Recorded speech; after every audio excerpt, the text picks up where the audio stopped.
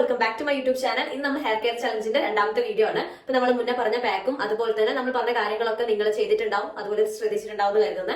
അപ്പൊ നമ്മൾ ഇന്നത്തെ വീഡിയോ എന്ന് വെച്ചിട്ടുണ്ടെങ്കിൽ ഹെയർ നല്ല രീതിയിൽ ഡാമേജ് ആയ ആൾക്കാരുണ്ടാവുമല്ലോ, നമ്മൾ ഹെയർ കളർ അതുപോലെ തന്നെ സ്ട്രൈറ്റനിങ് കാര്യങ്ങളൊക്കെ ചെയ്ത് അല്ലെങ്കിൽ കെമിക്കൽ ട്രീറ്റ്മെന്റ് ഒക്കെ കഴിഞ്ഞിട്ട് നല്ല രീതിയിൽ ഡാമേജ് ആയിട്ട് ആളുകളുണ്ടാവും. അവർക്ക് വേണ്ടിയിട്ടുള്ള വീഡിയോ ആണിത്. അപ്പൊ അങ്ങനത്തെ ഒരു ഹെയർ എന്ന് പറയുമ്പോൾ നമ്മൾ ഒരു പകുതി ലെവലിലാവും. അത് കേളി ഫ്രിസി ആയിട്ടുള്ള ഹെയർ ആണെങ്കിൽ ഒരു പകുതിക്കുന്നാണ് ഇങ്ങോട്ട് ഭയങ്കര ഡ്രൈ ആയിട്ടും കറക്റ്റ് ഒരു ചെകിരി പോലെ തോന്നാം. അപ്പം ആ ഒരു ഹെയർ നല്ല രീതിയിൽ മാറ്റിയെടുക്കാൻ വേണ്ടി ഹെൽപ്പ് ചെയ്യുന്ന ഒരു പാക്കാണ് ഇന്നത്തെ വീഡിയോ ഷെയർ ചെയ്യുന്നത്. അതിന് മുന്നേ നമ്മുടെ ചാനലിലേക്ക് എല്ലാ പുതിയ മെമ്പേഴ്സിനും ഹാപ്പി ടു വെൽക്കം ഫാമിലി. ഞാൻ പറഞ്ഞ ഏതൊരു കാര്യം നിങ്ങൾക്ക് യൂസ്ഫുൾ ആവണമെങ്കിൽ നമ്മുടെ ചാനൽ സബ്സ്ക്രൈബ് ചെയ്ത് സപ്പോർട്ട് ചെയ്തേക്കുക.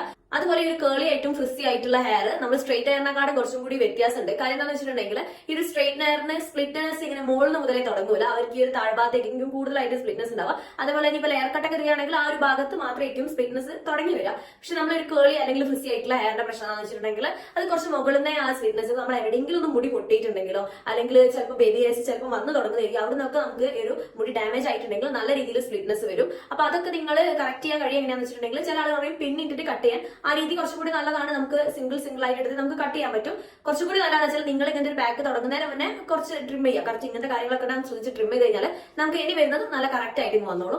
അല്ലാത്ത രീതി എന്താണെന്ന് വെച്ചിട്ടുണ്ടെങ്കിൽ ചിലപ്പോൾ നിങ്ങൾക്ക് തീരെ മുടിയില്ല, തീരെ കുറവാണ്, നമുക്ക് കട്ട് ചെയ്താലും പിന്നെ ഉണ്ടാവില്ല എന്നാണെങ്കിൽ നിങ്ങൾ അത് ചെയ്യേണ്ട. കുറച്ചും കൂടി അത്യാവശ്യം ഗ്രോത്ത് വെച്ചിട്ട് നിങ്ങൾ ആ താഴേക്ക് ഇങ്ങനെ ഇറങ്ങി വരും. ആ ടൈമിൽ കട്ട് ചെയ്താൽ മതി, അതായിരിക്കും കുറച്ചും കൂടി ബെറ്റർ.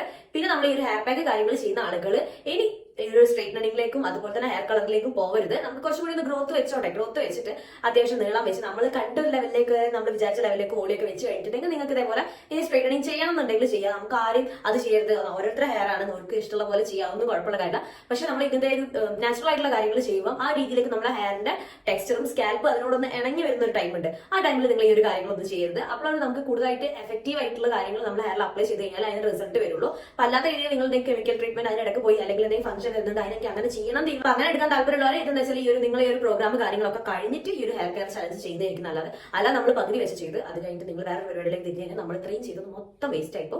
അപ്പം ആ ഒരു കാര്യം നമുക്ക് ഈ ഒരു ഹെയർ ചലഞ്ചിലൂടെ നമ്മൾ ചകിരി പോലത്തുള്ള മുടി പഴയതിലേക്ക് പോകുന്നല്ല, അതായത് നിങ്ങൾ സ്റ്റാർട്ടിംഗുള്ള മുടിയിലേക്ക് പോകുന്നല്ല, പക്ഷെ നമ്മൾ ആ ചകിരി പോലുള്ള മുടി എന്ന് പറയാത്തൊരവസ്ഥയിലേക്ക് നല്ല രീതിയിൽ മാറ്റിയെടുക്കാൻ വേണ്ടി കഴിയും. എനിക്ക് മനസ്സിലായി ചകിരി എന്ന് ഞാൻ പറഞ്ഞിട്ടുണ്ട്. എനിക്ക് ഒരു പ്രാവശ്യം ഞാൻ എവിടെ പോയപ്പോൾ എന്നോട് അങ്ങനെ പറഞ്ഞ് ഞാൻ കേട്ടിട്ടുണ്ട് കേട്ടോ.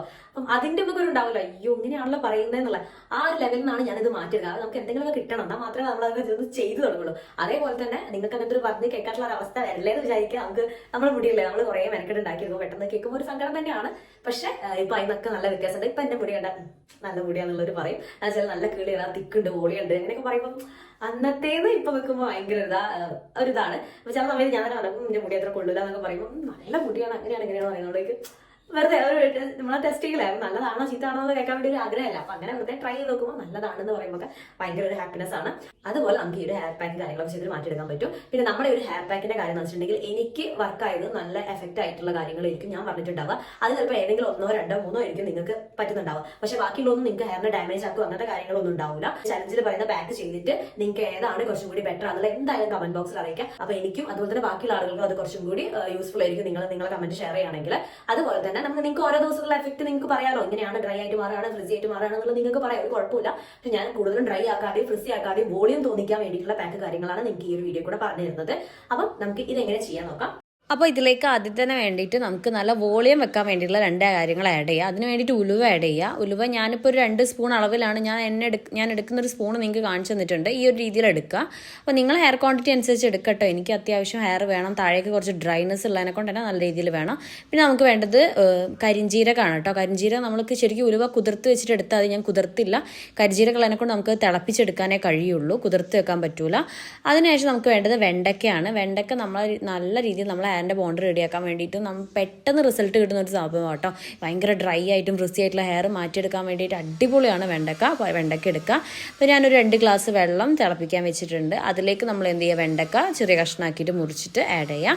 ആ ഒരു സമയം ആകുമ്പോഴേക്ക് നമ്മൾ ഈ ഒരു ഉലുവയൊക്കെ നല്ല രീതിയിൽ തിളച്ച് വന്നിട്ടുണ്ടാവും കേട്ടോ. നിങ്ങൾ 2 ഒരുമിച്ച് അങ്ങ് ചെയ്താൽ മതി, അതിനായിട്ട് 2 ടൈമാക്കി എടുക്കേണ്ട. അപ്പോൾ ഞാൻ ഈ 2 തിളപ്പിച്ചെടുത്തിട്ടുണ്ട്. അതിനുശേഷം നമ്മൾ ഉലുവ കുറച്ച് നേരം ചൂടാക്കാൻ വെച്ച് ഉലുവയും കരിഞ്ജീരകം ഇടാൻ വെച്ച് മിക്സിയിലിട്ട് നല്ല രീതിയിൽ അടിച്ചിട്ടുണ്ട്. അടിച്ചിട്ടുണ്ട്. എന്നാലും സൈഡൊക്കെ ഉണ്ട്, ഇനി ഒരു മിക്സിയിൽ ഒന്നും കൂടെ അടിക്കാനുള്ളതിനെ കൊണ്ട് ഞാൻ നല്ല രീതിയിൽ ബ്ലെൻഡ് ചെയ്തില്ല, അത്യാവശ്യം ബ്ലെൻഡ് ചെയ്തതാണ്.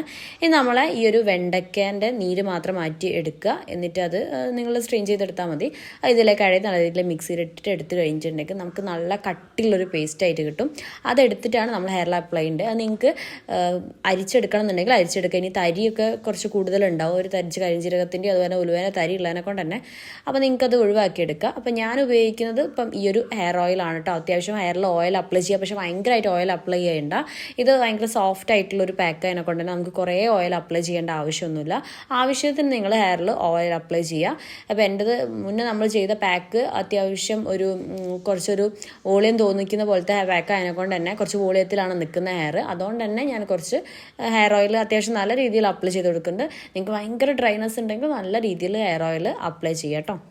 ഓയിൽ തേച്ചതിന് ശേഷം ഇത്ര ഒരു മുടി എനിക്ക് കിട്ടിയിട്ടുണ്ട്. ഇത് എന്നിട്ടുണ്ടെങ്കിൽ മുടി കൊഴിഞ്ഞു പോകണമല്ല, നമുക്ക് ഓൾറെഡി കൊഴിയാൻ കിടക്കുന്ന മുടിയായിരിക്കും അത്.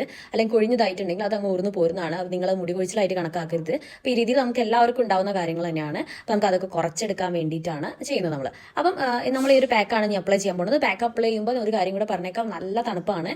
അതുകൊണ്ട് തന്നെ കുറച്ചൊരു വേനൽക്കാലത്തൊക്കെ അപ്ലൈ ചെയ്യുന്നതായിരിക്കും നല്ല. തണുപ്പത്തൊക്കെ ചെയ്യുകയാണെങ്കിൽ മഴയത്തൊക്കെ ചെയ്യുകയാണെങ്കിൽ ഒരു 15 മിനിറ്റ് വെച്ചാൽ മതി.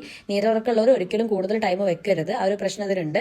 നല്ല തണുപ്പ് തന്നെ നമ്മൾ ഐസ് ക്യൂബ് ഒക്കെ എടുത്തിട്ട് തലയിൽ വെക്കുന്ന പോലത്തെ ഒരു അവസ്ഥയാണ് വരുന്നത്. നല്ല തണുപ്പുണ്ടാവും. ഇത് നമ്മളൊരു ജെല്ലി ടൈപ്പാണ്. അതിൻ്റെ ഇടയ്ക്ക് മുഖത്തൊക്കെ വീണിട്ടുണ്ട് കേട്ടോ. ഒരു ജെല്ലി ടൈപ്പാണ് വരിക. നമ്മളൊരു ജെല്ലി ടൈപ്പ് പോലെ അത് തിക്കായിട്ട് മാറും. നമ്മൾ ആ ഒരു വെണ്ടയ്ക്കേൻ്റെ കൊഴുപ്പും കൂടെ ഉള്ളതിനെ കൊണ്ട് തന്നെ. എന്നിട്ട് നിങ്ങളിത് കോൺസെൻട്രേറ്റ് ചെയ്യേണ്ട എങ്ങോട്ടാന്ന് വെച്ചിട്ടുണ്ടെങ്കിൽ നല്ല രീതിയിൽ നമ്മളെ ഹെയറിൻ്റെ ആ ഒരു ഡ്രൈനസ് ഉള്ള ഏരിയയിൽ നല്ല രീതിയിൽ അപ്ലൈ ചെയ്ത് കൊടുക്കുക. അത് പക്ഷേ റൂട്ടിൽ അപ്ലൈ ചെയ്യരുത് നല്ല പറയുന്നത്.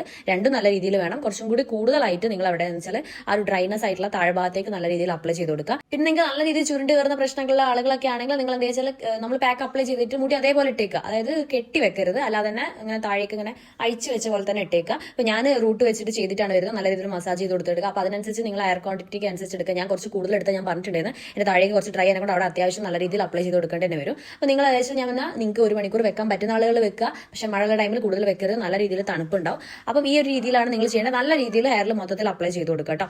അപ്പം ഈ ഒരു പാക്ക് നിങ്ങൾക്ക് നല്ല രീതിയിൽ ഡ്രൈനസ് മാറ്റാൻ വേണ്ടിയിട്ടും അതുപോലെ തന്നെ ഫ്രിസിനെസ് കാര്യങ്ങൾ നമ്മളെ ടെക്സ്ചർ തന്നെ ചേഞ്ച് ചെയ്തെടുക്കാൻ വേണ്ടി കഴിയും. നിങ്ങൾക്ക് ആഴ്ചയിൽ ഒരു 2 പ്രാവശ്യമൊക്കെ ചെയ്യാൻ പറ്റുകയാണെങ്കിൽ ഏറ്റവും നല്ല കാര്യമാണ്. അപ്പോൾ നമ്മൾ ഈ ഒരു പാക്ക് ചെയ്യുമ്പോൾ നിങ്ങൾ ഇത് ഇങ്ങനെ തന്നെ ചെയ്ത് പോട്ടെ, ഓരോന്നോരോന്നും ചെയ്തോളൂ. പക്ഷേ നിങ്ങൾ ഇത് കഴിഞ്ഞ് നിങ്ങൾ സിംഗിളായി ചെയ്യുമ്പോൾ എങ്ങനെ ചെയ്യേണ്ടത് ഞാൻ പറഞ്ഞിട്ടുണ്ട്. ഇത് നല്ലൊരു പാക്കാണ്. അപ്പോൾ ഇതെല്ലാവരും കറക്റ്റായിട്ട് ചെയ്യാം കേട്ടോ.